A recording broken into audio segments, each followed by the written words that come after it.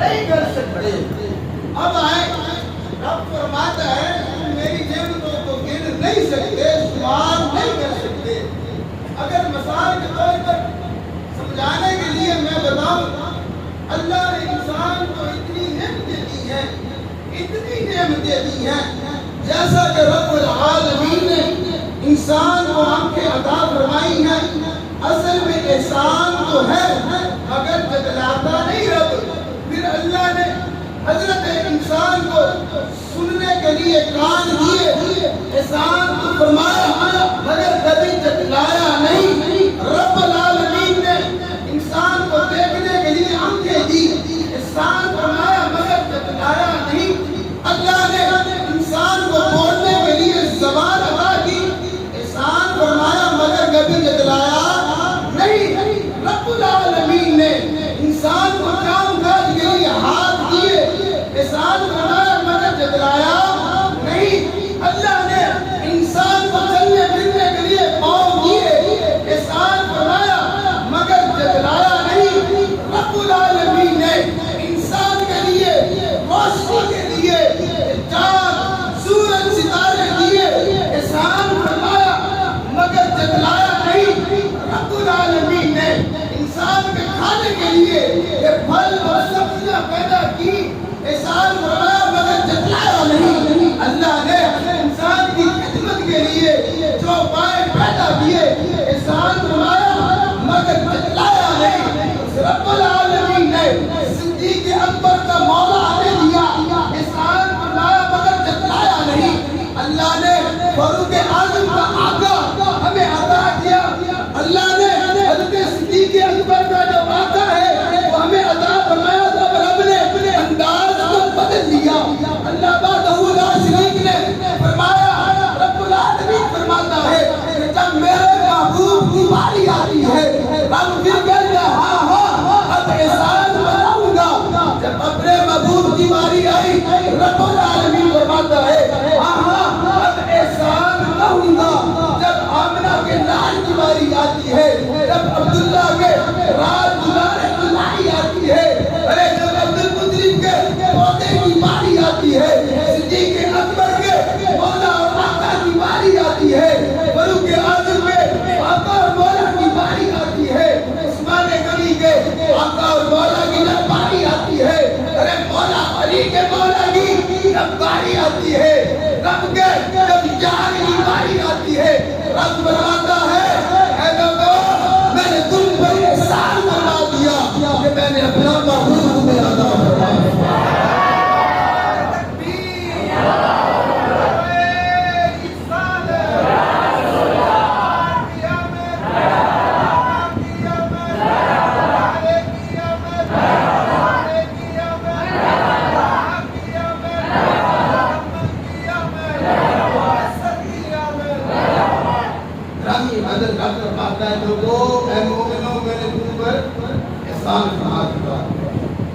اور احسان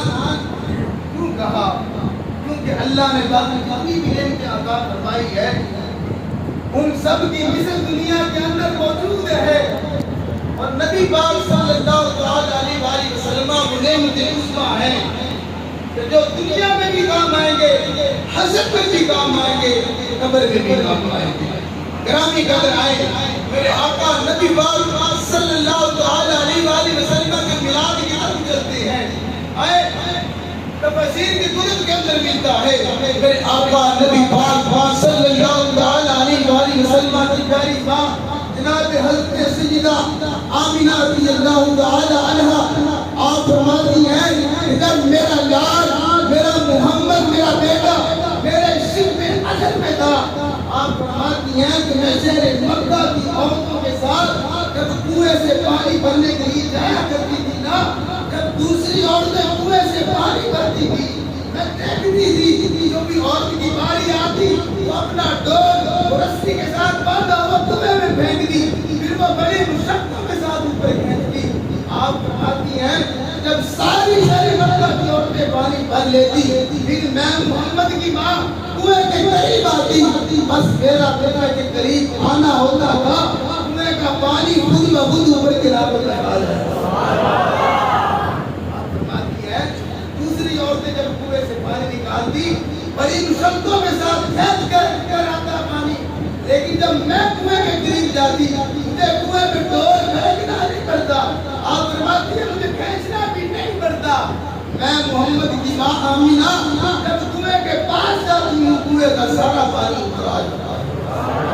نبی قدر آئے جب میرے آقا نبی پاک صلی اللہ تعالی علیہ وآلہ وسلم کی ولادت کے بعد عادت ہو جاتی ہے، پھر حضور کی ولادت کے چند دنوں کے بعد نبی پاک صلی اللہ تعالی علیہ وآلہ وسلم کے دادا سیدنا حضرت عبد المطلب آپ فرماتے ہیں کہ میں حرم مکہ کے اندر موجود ہوں، کعبہ اللہ کا طواف کر رہا ہوں، آپ فرماتے ہیں اس شہر مکہ کے بڑے بڑے جو کافر تھے، بڑے بڑے جو سردار تھے، شہر مکہ کے جو بڑے بڑے مشرکین تھے، حضرت عبد المطلب فرماتے ہیں میرے پاس آئے اور آ کر کہنے لگے اے عبد المطلب سنا ہے اللہ نے آپ کو بتا دیا، اے عبد المطلب سنا ہے کہ رب العالمین نے آپ کو بتا عطا کیا ہے، اور ہم نے یہ بھی سنا ہے کہ وہ بڑا سونا اور خوبصورت ہے، اور ہم نے یہ بھی سنا ہے کہ وہ بڑا حسین و جمیل ہے، بڑا خوبصورت ہے، اے عبد المطلب آنا ہماری دعوت کر، اللہ نے تمہیں پوتا عطا کیا ہے، اور ہاں دعوت سے پہلے ہم نے تیرے پوتے کو بھی دیکھنا، دعوت سے پہلے اے عبد المطلب تمہیں اپنا پہلو دکھا۔ سیدنا عبد المطلب آپ فرماتے ہیں کہ میں جلدی سے گھر جاتا ہوں، جا کر جناب سیدہ حضرت آمینہ رضی اللہ تعالی عنہا سے کہتا ہوں کہ اے آمینہ اپنے اس بیٹے کو ایک ریشمی کپڑے کے اندر لپیٹ کر مجھے دے، شہر مکہ کے لوگ، شہر مکہ کے سردار دیکھنے کے لیے آئے ہیں۔ جناب سیدہ حضرت اماں آمینہ سلام اللہ علیہا نے نبی پاک صلی اللہ تعالی علیہ وآلہ وسلم کو اپنے اس شہزادے کو اس کی قسمت رب فرماتا ہے، اس کے بارے میں رب فرماتا ہے اے پیارے محمد اگر آپ کو پیدا نہ کرنا ہوتا تو اس پوری کائنات کو پیدا نہ کرتا، اے پیارے محمد اے میرے یار اے میرے محبوب اگر آپ کو نہ بنانا ہوتا میں اس پوری کائنات نام کیا اپنا رب بھی ظاہر نہ کرتا۔ جناب سیدہ حضرت آمینہ رضی اللہ تعالی عنہا نے نبی پاک صلی اللہ تعالی علیہ وآلہ وسلم کو ایک ریشمی کپڑے کے اندر لپیٹا اور جناب عبد المطلب کو پیش کر دیا۔ حضور کے دادا نے آپ کو ہاتھوں میں اٹھایا اور گھر سے چلتے چلتے آپ مکہ پاک کے حرم میں تشریف لے آتے ہیں۔ جب شہر مکہ کے حرم پاک میں حرم بیت اللہ میں آپ پہنچتے ہیں، اتنے میں ایک سردارہ نے مکہ جو تھا دوڑ کر آیا اور آ کر کہنے لگا کہ ذرا مجھے اپنے پوتے کی زیارت کرو،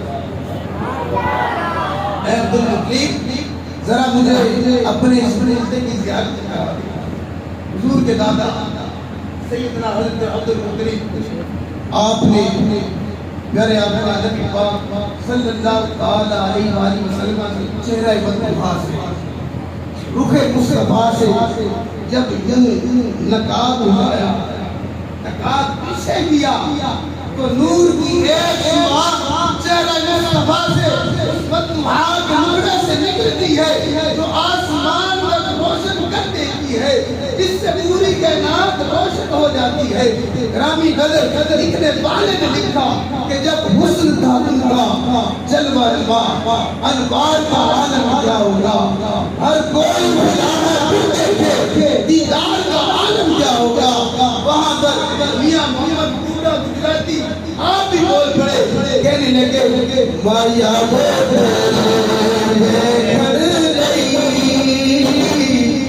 چک چلتا کری دے بچ جاوا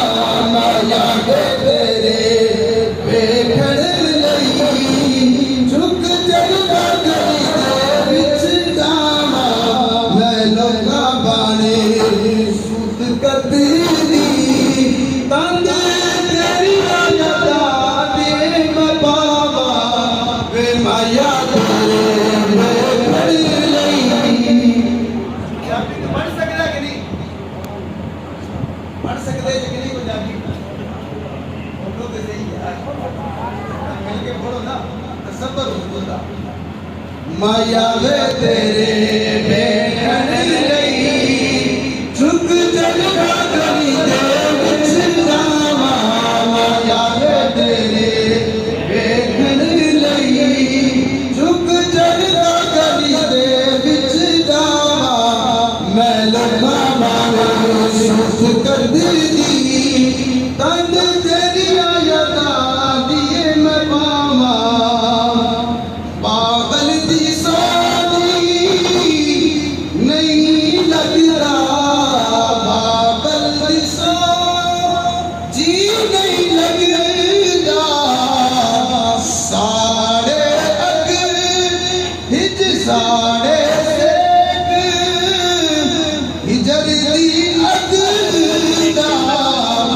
اج میرا دل کردا گھر چھڈ کے ملنگ بن جاواں آیا وے تیرے ویکھن لئی جھک جلدا گلی دے وچ جاواں تے لوکاں باوے سدھ کدی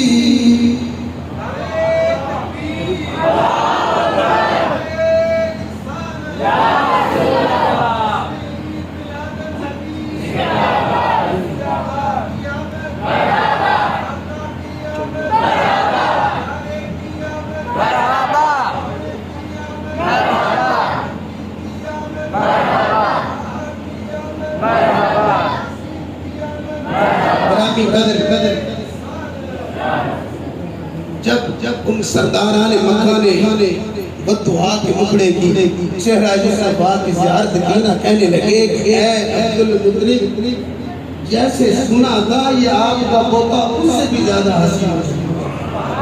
آپ کا پوتا اس سے بھی زیادہ حسین و جمیل ہے اب تو سرداران مکہ کہنے لگے اے عبدالمطلب بتانا اس حسین و جمیل خوبصورت پودے کا نام کیا رکھا ہے حضور کے دادا جان عبدالمطلب فرمانے لگے